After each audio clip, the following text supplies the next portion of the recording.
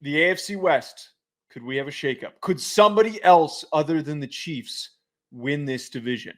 It will be determined as we work through win totals again for this division. Chiefs, 11.5 is their 2025 win total.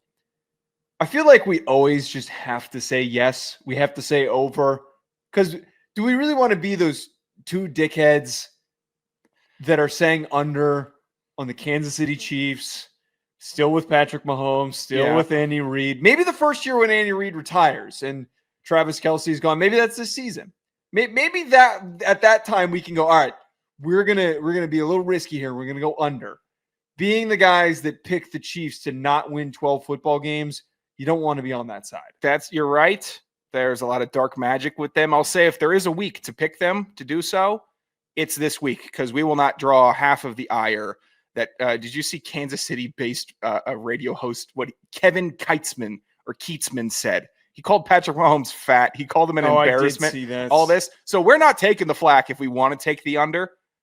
I'm not going to do that, though. I'm not going to have that egg on my face because the Kansas City Chiefs are one of the only teams, if not the only team, that week in and week out, if you feel like you know better, you end up looking like a big fat jackass afterwards because they pull out wins. In last year was a very frustrating miracle win season for them. I think they go back to bread and butter, carving teams up this year and just coast right to 12. They coast to 12, and there should not be much debate. This also felt like one of those off seasons for them where like things were underwhelming at the end of the year because they played so poorly in the Super Bowl, and then you're kind of wondering to yourself, all right, are they now showing like they're human? Are they showing a little bit of a sign that they're human? But then we remind ourselves they got to the Super Bowl, and then we look at their draft class, their free agency of them retaining most of their top guys that they needed to bring back. You bring back Trey Smith, and you had this great draft where you ended up getting Connerly. You got Jalen Royals, who's super underrated. You just found all these pieces that fit the puzzle way better than it would have fit for other people. Yeah. They're afforded the opportunity to kind of take these chances and risks on guys that were banged up in the draft picks that they had, and they're all going to plug in, I think, and play at a high level. I think back to that year where they drafted Karlaftis and McDuffie, and that was like going into the drafts like, I don't know, man. Well, I believe that was the year that they traded away Tyreek, and everyone's like, man, are they kind of just coming down to normalcy? Are they showing that they're mortal? And then they just got better and better, and Spags had a complete arsenal of weaponry to use. This feels like one of those off seasons where they're not going to really fall short. Someone wants to look me in the eyes and tell me Xavier Worthy's going to have a worse season in year 2, that he's not going to be better, that there's too many pieces on this team that have boom potential aside from them having the best quarterback in the NFL. You have the best quarterback in the NFL. I'm going to give you an over win total at the start of the season. He could be playing with the Houston Roughnecks, and I still think that they could have 8 wins in the league. He's that good. It's not a glaze hat. I swear to God, I was as sick of him and the dark magic last year as anyone else was. The miracle wins, the crazy. I actually had no problem with the refs in the Chiefs last season. I didn't. People did and thought there were a bunch of BS calls. I thought there was just like one call a game that people just decided to get mad at. They play good football. Welcome to sports. They play good damn football, and they're going to win 12 games easy. Punch it. All right, Broncos, 9.5. I don't know. Okay, Broncos, if I had to pick like a category for them, we've got a million different categories that we could just save for teams. I feel like I would put the Broncos in that grouping of team that was surprisingly good last year, but I'm not sure if I'm ready to completely buy all the way in. I'm going to say over on 9.5 because I feel like Sean Payton is such a great coach. Doesn't get enough credit. Everyone was calling him a big dumbass for drafting Bo Nix and for them not doing that well in his first year with Russell Wilson. Like, this big dumb dummy is going to get fired at some point. And they catch fire in like the middle of the season and they ride it to them reaching the playoffs. They fall short, but we're not talking about here if they're going to win a Super Bowl. We're just talking about, can they win 10 ball games? Tough division for them to do it in a second season now with Bo Nix as he's getting better and he's proven people wrong. Peyton's proven people wrong. Their defense improved. I am going to take the over. I think that most importantly, Sean, this defense could be and should be top 5 in the NFL. Jahdae Barron coming in, Talanoa Hufanga coming in. there's just a lot of already solid pieces that's now supported by guys that can be high impactful starters that are joining the mix. My category for the Broncos this year is scary. I would be scared to play the Broncos. I would be. I'd be scared of Bo Nix doing some crazy stuff in the pocket that I haven't seen before, whether it's technically proficient or not. If he starts getting the tap dance feet, runs up to the line and throws a pass and it's complete, I think all Sean Payton cares about is it's complete, and then we're moving the sticks forward. The defense, bunch of killers on the defense. Scary-ass dudes. Zach Allen, welcome to the league. You inserted yourself last year as a premier defensive end leader of the team. I wouldn't want to play this team once. They got a white corner that's good. They got everything that you need, Joe. Hold on. Hold on. What does that got to do with anything? I'm saying they got depth. They got everything. Everyone's talking about they have a bevy of riches. They have gone out that you're bringing this found a rarity even. They're so good on D. Riley Moss isn't going to be starting. Right now he's listed as right cornerback, 1 on the depth chart. It could get taken. I'm not saying it back could to get special taken. teams where he belongs. Go cover a punt, man. Go cover a punt. You're not second outside corner. I'm not supporting this. This is a shocking stance. It's not Cooper DeJean. What I needed is like we have to clarify that he was okay last year. Pat Surtain was so good. Yeah, it made Riley Moss seem like kind of survivable. I don't know if Barron's going to start out there, if he's going to start in the slot, if he's going to start at safety. A little bit of speculation here. I thought he'd be better off in the slot, but he's listed in this. He's listed as a nickel right now.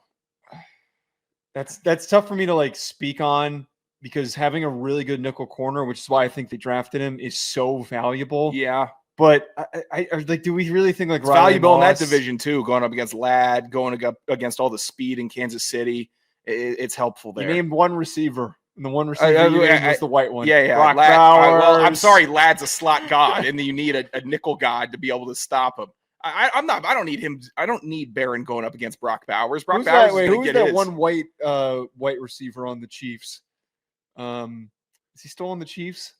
You're not talking Noah Gray. He's a tight. I think he was a tight end, but he was all thin, lanky. A straw man tight end. I don't know if he's still there. What I needed from the Broncos this offseason for me to put them in the scary category instead of the feisty category, which I believe they were last year, they needed running back. And they got a running back, and I think he's going to be pretty good. I might be overselling RJ Harvey, but I don't care. I think he's perfect for this Broncos team. Give me 30 RJ Harvey carries a game. Let Bo Nix frantically throw passes 25 times a game, and I bet Denver wins. What are they, 9.5? I bet they get 10 wins. Easy for me. This one is pretty easy for me to go with. Right, he's just one of those guys that's such a high floor coach. Sean Payton is. So why am I going to bet against a guy that is, now that he's got his quarterback and he's got his core? Mm-hmm. Why am I going to bet on them after having a great season that they're not going to build off that momentum? Justin Watson was who I was thinking. It would have been really funny if you had said he's got a lot of tough guys to cover like Ladd McConkey, Brock Bowers, and Justin Watson. That would have been funny if you said that, but you didn't. And Justin Watson's also not, I don't think, on the Chiefs anymore. Also, Marvin Mims Jr. got better last year for the Broncos. Yeah. Solid player. If Cortland Sutton can stay healthy, and then you have Devon Vele as not your number 1 wideout and sitting as a great number 3 depth piece, the offense can move. The offense can work. I'm excited for what Denver's doing, even though Sean Payton, scum of the earth. Charger. Why? Because Bountygate? Or because you're a Falcons fan? I'm not going to be. Okay. Chargers, 9.5. If man, Justin Herbert. They will get to 9.5 wins if,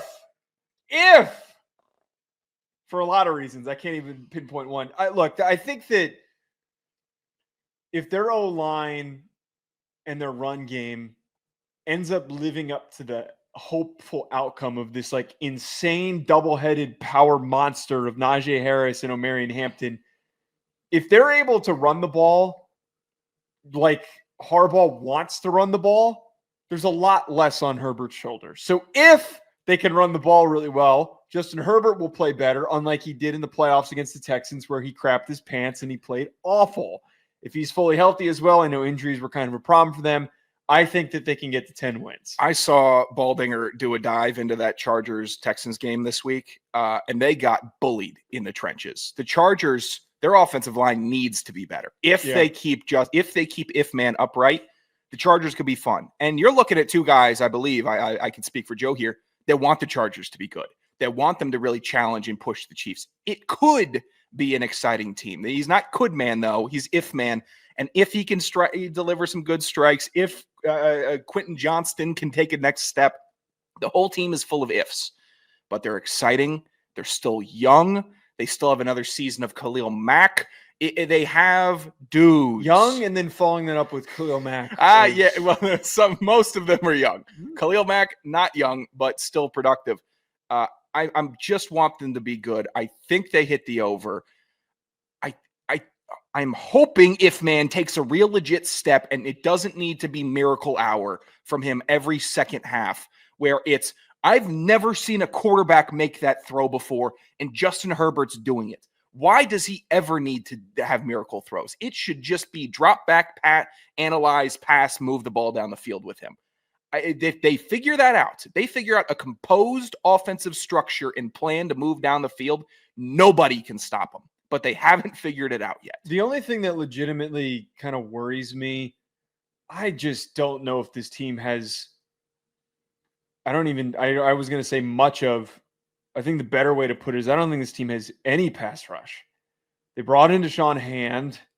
It's fine. You said Khalil Mack, who's old as shit. Bud Dupree is old as shit. I don't know where they're going to get much sack production or just even any pressure from their interior as well. Their defensive tackle room is like very underwhelming. And I know that was a little bit of an inconsistency for them last year as well. If the wheels fall off this and they hit the under and they kind of have like a back to reality moment where they're like an 8-win team. That's what they're always going to be, high floor under Harbaugh. Yeah. Because Harbaugh is just a ball coach and they're going to run the ball and everything's going to be super low scoring at the very least if they play poorly.